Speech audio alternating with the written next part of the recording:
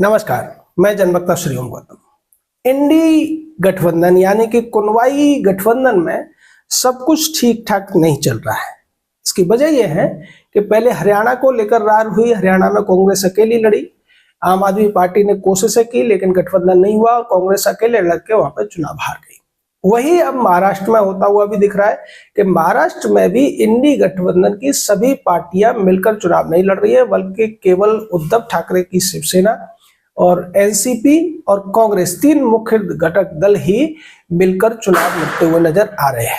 Samajwadi party ने महाराष्ट्र चुनाव में अपने अलग से उम्मीदवार घोषित कर दिए हैं।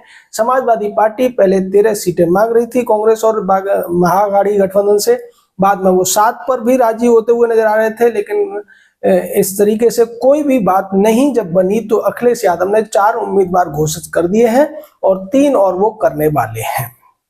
यानी महाराष्ट्र में इंडी गठबंधन का जो कुनवाई एक गठजोड़ है वो टूटता हुआ नजर आ रहा है। वही स्थिति झारखंड में भी दिखाई दे रही है, क्योंकि तेजस्वी यादव यानी लालू यादव की पार्टी आरजेडी ने भी घोषणा कर दी है कि वो भी अपने अलग से उम्मीदवार उतारेंगे, क्योंकि झारखंड में झारखंड मुक्ति मोर्चा और कांग्रेस जो उन्हें सीटें देने वाली थी वो थी 8 या 7 सीटें, जबकि आरजेडी और लालू की जो पार्टी है वो अपने लिए कम से कम 13 सीटें मांग रहे थे।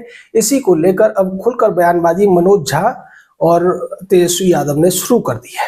यानी कि इंडी गठबंधन झारखंड में भी मिलकर चुनाव नहीं लड़ पा रहा है, वहां भी इंडी गठबंधन का कुनवाई गठजोड़ टूटता नजर आ रहा है। कुनवाई गठजोड़ हम इसलिए कह रहे हैं कि इंडी गठबंधन की जो ज्यादातर मुख्य पार्टियां हैं वो परिवारवादी या कुनवाई पार्टियां ही हैं, चाहे आरजेडी हो, समाजवादी पार्टी हो, आम आदमी भी अब एक तरीके से कुनवाई पार्टी बन गई है, टीएमसी हो या पीडीपी हो, नेशनल कॉन्फ्रेंस ऐसी हो या उद्धव ठाकरे की पार्टी हो। कांग्रेस तो पहले से ही सबसे बड़ी कुनवाई पार्टी है, शरद पवार की पार्टी भी कुनवाई पार्टी है, झारखंड मुक्ति मोर्चा भी एक कुनवाई पार्टी है। तो ये कुनवाई गठजोड़ का जो एक फेविकोल वाला जोड़ था वो यहाँ टूटता हुआ नजर आ रहा है।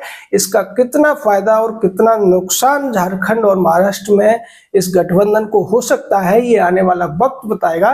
लेकिन देखते जाइए, आने वाले समय में अन्य राज्यों में भी जब जब चुनाव आएंगे तब ये गठजोड़ इसी तरीके से दरकता हुआ नजर आएगा।